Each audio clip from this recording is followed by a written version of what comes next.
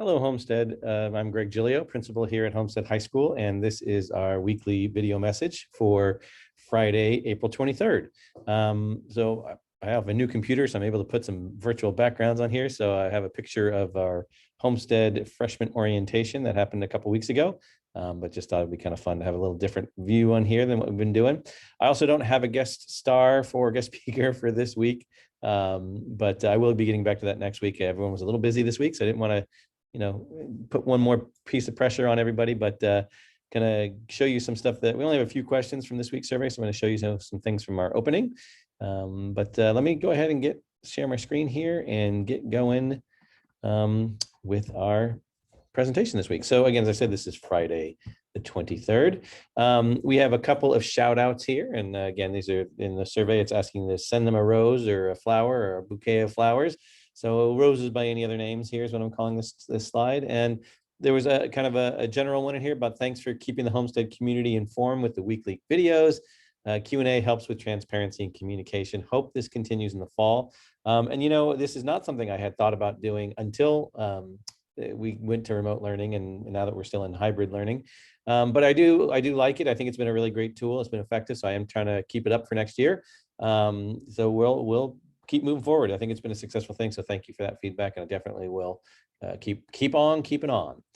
A shout out for Jessica Buffum, who is our girls volleyball varsity coach, as well as one of our coaches for the varsity team, as well as a resource teacher, and specifically for providing detailed and up-to-date information on testing requirements for athletes in the midst of the ever-changing rules. She does this clearly, simply, and with a great deal of grace. And actually, that's a perfect description of Jessica Buffum. She's an amazing teacher and amazing coach. So glad to have her on board. And then also a shout out for the whole athletic department, which would be our Cody Owens, our athletic director, Brian Dong, our assistant principal in charge of athletics, Liz Angel, who is our the secretary supporting the athletics department, and Dan Newsom, who is our athletic trainer. So thank you to them for bringing COVID testing on site at HHS. This is a great convenience for our student athletes and families, and we appreciate that not all schools provide this benefit. Now, just as a clarification, all the schools in our district do this, but you're right, other schools and other districts are not able to provide this. Although they're, at least on site, they're asking them to go off and do other things. All our students are getting tested in certain sports. There's for some of the sports it's required, for some of the sports it's recommended. But yeah, we definitely have appreciated the help from the district office as well, who did a lot of help in getting this organized for us. So moving on into our questions and concerns. This is a next year question. So asking about, can there be more humanities or social science classes on next year, as not everyone has an interest in specializing in math and science? And that's definitely true. We have noticed that over the years, but this is a very heavy math and science area, the Silicon Valley. So we definitely see a lot of those requests. But just to be clear, this isn't something we can add right now because we've already done course selection for next year. So it'd be really difficult to add a new course that would start to change, who's teaching what and where we put the classes as we build the master schedule. We do have a process actually to introducing either a course new to Homestead, maybe it's being taught somewhere else, or a course that we are making up. And so that does take a good long time. I can say we do have two courses that are being proposed, being proposed next year to be implemented in the 22-23 school year. They both are English and social studies based, so there might be some chances there. But one thing I always do like to point out is that our master schedule is student driven. We look at the choices that you make, and we keep classes or we get rid of classes. And times when students, as we say, vote with their feet, they either go to a class, and so we need to add more sections of that, or they go away from a class and we need to drop that class. So, definitely math and science is popular among our students. Those are the ones that they continue to choose as electives. But we do try to provide a comprehensive high school and give all sorts of things. So yeah, humanities is definitely an area that we could love to add some more classes, but we'd also love to see students actually signing up for those classes because those tend to be some of the classes that end up getting dropped. I kept, this is sort of a long question statement here, so I kept it in here because there's a lot of parts of it that I wanted to address. But this first wrote, this year advisory has been focused on social justice issues, and many regular courses have had critical race theory woven into their curriculum. Some teachers have asked students to identify private information about themselves, such as sexuality, family income, race, in order to declare their privilege or oppression. When will parents have a chance to review the critical race and social justice curriculum the school is teaching to students? A couple points of clarification. We have definitely been focused on social justice this year with our advisories and things that are going on in our class. I wouldn't say, though, that we are basing our classes on critical race theory. There are parts of critical race theory that have been embraced or looked at and used, but the actual curriculum of critical race academics is not something that we subscribe to, or not subscribe to, I mean, that we actually like adopt and take into our classes, right? There have been some courses that and projects like in English classes where teachers are asking for folks to start to declare some parts of their identity in terms of looking at who they are and how they fit into the community, how they fit into the curriculum that's being taught, how they fit into the literature. But anything that they're being asked to divulge is totally voluntary.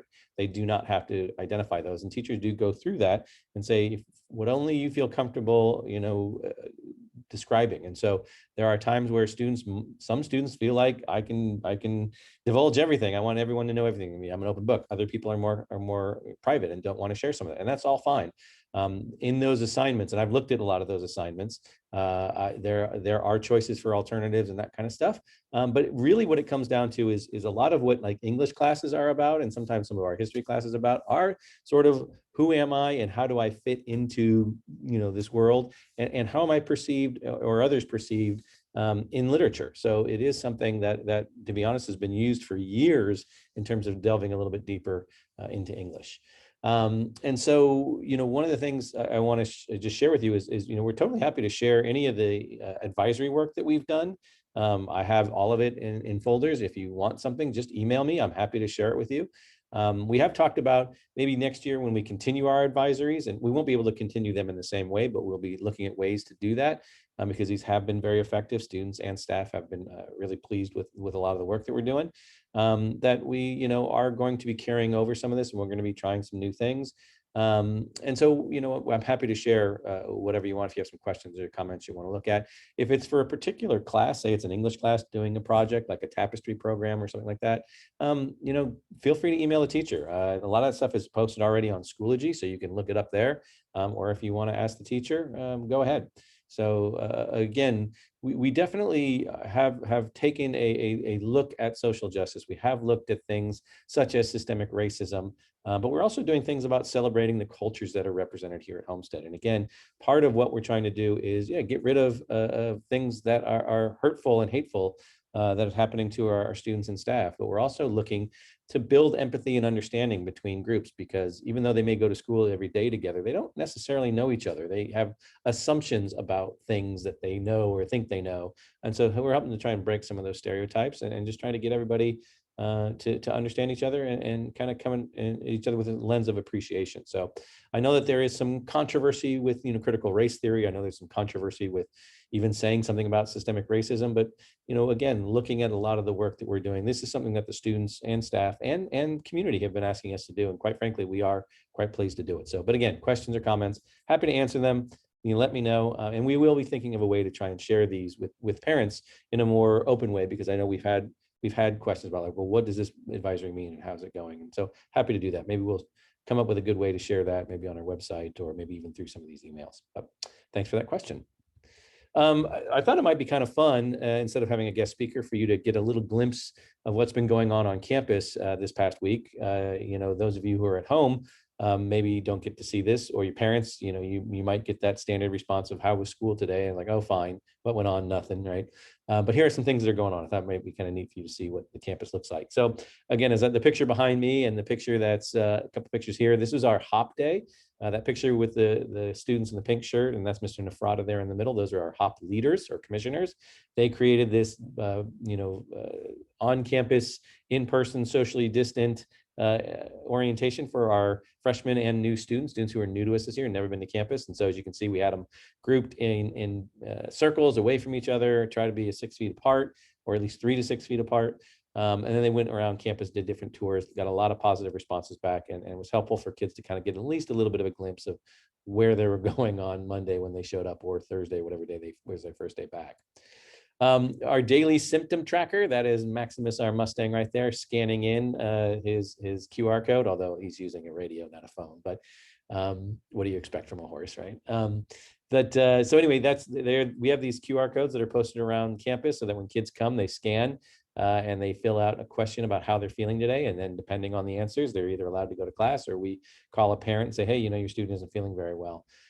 Your student does get an email in the morning, so it would help save some time if they actually did it in the morning before they came, and then if they just came and flashed their green check mark, we'd be happy to let them through the gates, but we do try to ask them to fill it out before they go in. We have had a few students that have gotten in and they don't have their green check marks, and so we go in and we check with them, make sure they're okay. We did have to send a student home who wasn't feeling well, but overall, our kids are doing it. They're doing a great job with keeping their masks on, staying distance, doing the trackers. But again, it just helps in the morning so that there isn't kind of a, people waiting to rush to go to class and trying to fill out the survey. But we just ask that they do that. But that's one of the new pieces of life when you come here. There's 3 entrances for students. At every entrance, there's an administrator or 2 looking for masks, handing out masks. I've only had to hand out 1 mask to a student who had forgotten theirs, and they came running up to me like, oh my gosh, I forgot my mask. Do you have one for me? I think I've had a couple of stress dreams like that over the last year. But this kid came running up. We had extra ones. So again, if your kid loses theirs or forgets theirs or ruins theirs while they're here, happy to give them another one. But please fill out that student tracker. That's a big thing. Here's sort of what a classroom looks like. I've used this photo with some other things. I don't think I've used it in this video though. But again, so you can see that classroom looks a lot different. We've taken out the extra furniture. We've spread it out. We've given still a chance for people to be able to move around. But that's kind of what the classroom looks like. And it's, not every desk is full, but we kind of stacked it for about 15 kids. We do try to remove extra desks because it just makes it easier to clean. But if you're kind of wondering what a classroom looks like during hybrid, that's what it looks like. One of the big things that we're asking students to get used to, and to be honest, we thought this was going to be a big issue, but they have actually been really great with this, is sort of the directional arrows. Students and people like to, walk the most direct way to a place and not like to have to go long ways, but we're asking them to sometimes take a little bit of a long way. As you see that picture of the doors there, we have signs on the doors saying, we have a door propped open saying, hey, this is where you enter for these classrooms. And then you see that we've got these caution tape down the middle of the hallways. That's to kind of keep people going and staying to the right, sort of like we're not having people bump into each other or cross over into each other. So we're trying to keep, a bit of that distance and a bit of that safety going. And so again, on the other side as you look down the hallway, you'll see the opposite door is open over there, and that's the door to come in these particular classrooms on this side. So kids have been really great, and we put these caution tape there, and yeah, kids can crawl underneath them and get out if they need to or want to. We did that for safety reasons. If for some reason there's a fire or a reason kids need to go out, we don't want them trapped in there, so they can bust right through them and get right through it, no problem. You'll also see there on our steps, we have dividers and asking kids to go down, on this side and up on that side, stay into the right. Good practice for driving. But again, with only 600 or 700 kids coming to campus every day, out of a normal 2,400, the campus isn't as full as it normally feels. But we're not seeing traffic jams. We're not seeing kids bottling up in areas, and we are seeing them follow in the direction. So they've been doing just a great job. And even the adults are doing this too. And we've been trying to model, even though it might be easier to go in one door and see a teacher, we go all the way around to the proper entrance. Same kind of system going with our lunches. Again, we're a closed campus right now, so we are offering free lunches for all of our students.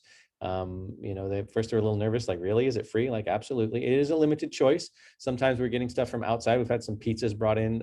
Sometimes other times we've had some food that our cafeteria team is making. So things like breakfast burritos, or like today is hamburgers. And the other day they had kung pao chicken. So there's all sorts of great stuff in there. So there are limited choices for the day. Basically, you walk in where the arrows say go in, you turn around that table, you grab a bag or a box off of the cabinets there, and you grab a milk or a juice out of that green container right there, and then you walk right out. And so it's been really quick and easy to serve all our kids. And it's been super, super easy to do. And we have 3 entrances, and that's been really helpful and easy for our kids to do. So again, free Brunch and Lunch. You're welcome to obviously have the kids bring their own food, and sometimes kids bring their own food and then get another free lunch, so it's because they're hungry. So anyway, happy to serve that and happy to have that, provide that service.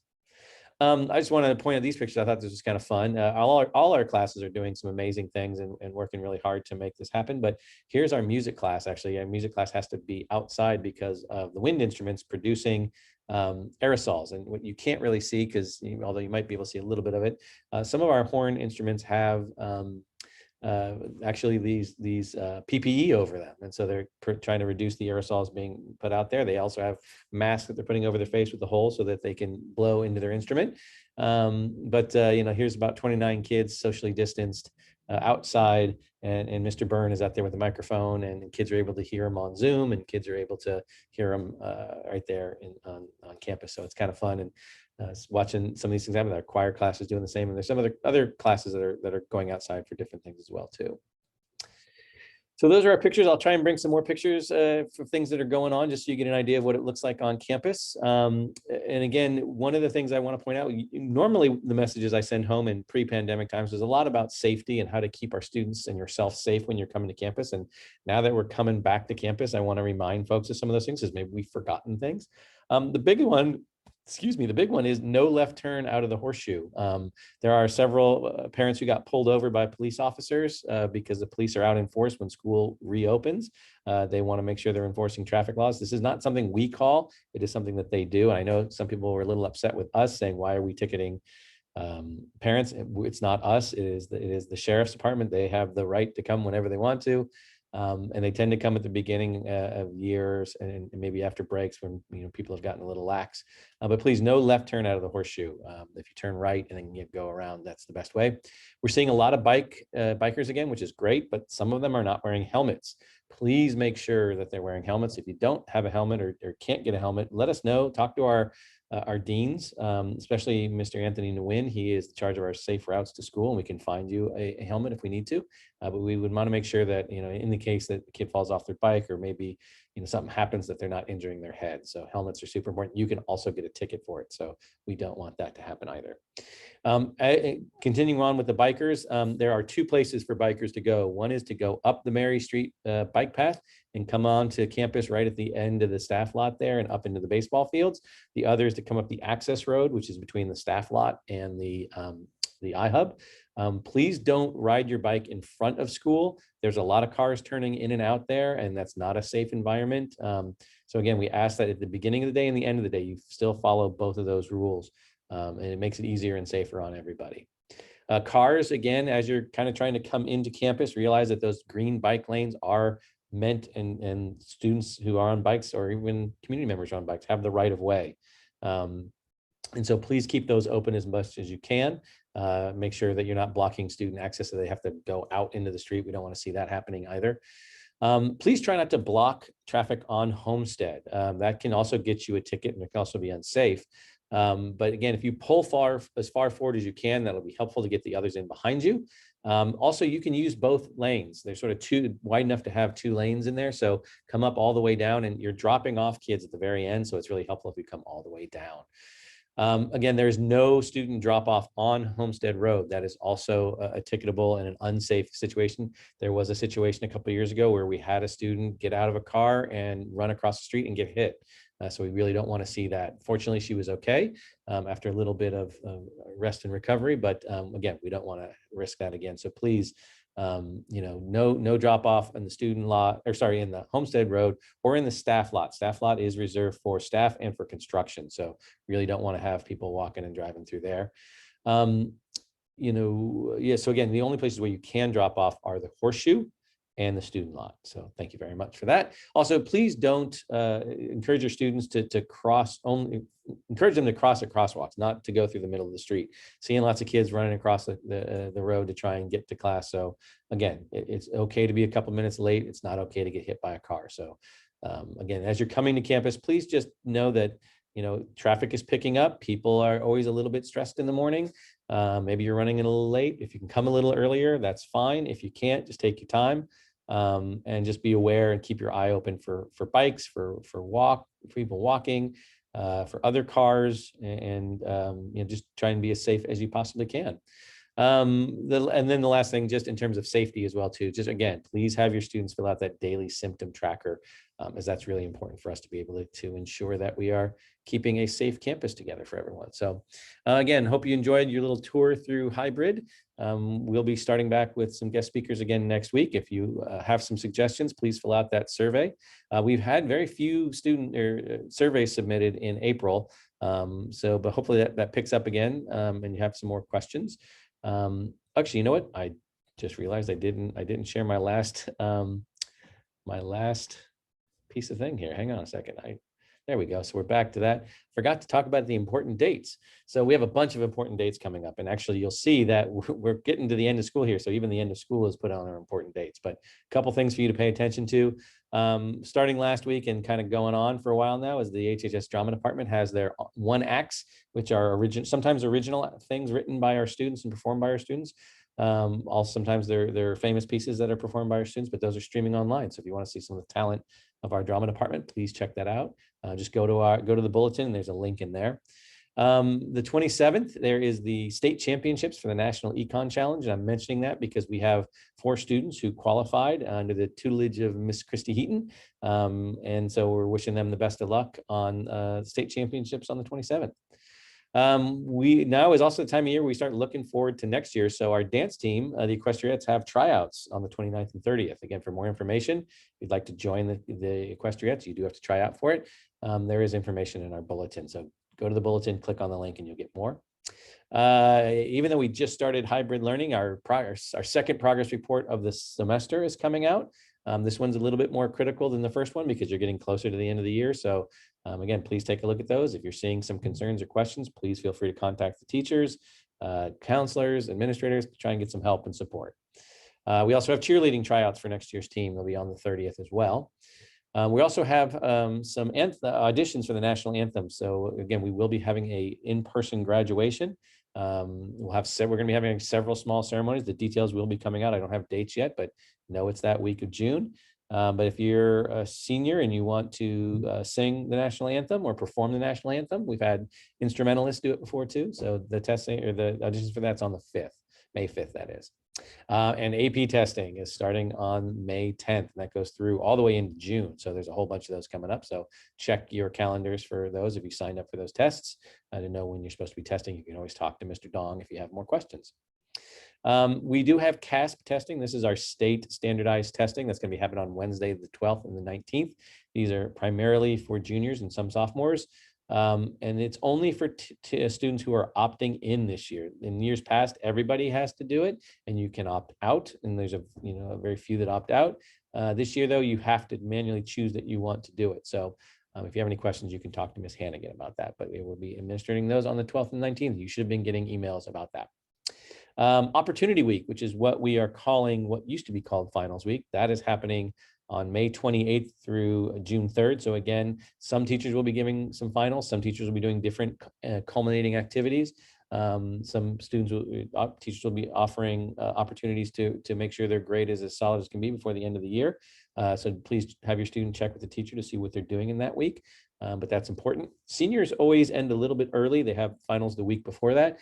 And their last day on campus is the 28th. And again, they will then be practicing that following week for graduation as well as going through graduation. But this last day they actually attend class is the 28th. So again, getting down to the end of the year. The final schedule will be posted online. If it hasn't been posted already, you can see what it looks like. Again, Opportunity Week. I have to change my wording on that. And again, it's a little bit weirder this year because it starts on the Friday and that Monday, the 31st is a holiday. So that's why we had to do it that way. But June 3rd is our last day of school. So your students will be on summer break starting the 4th.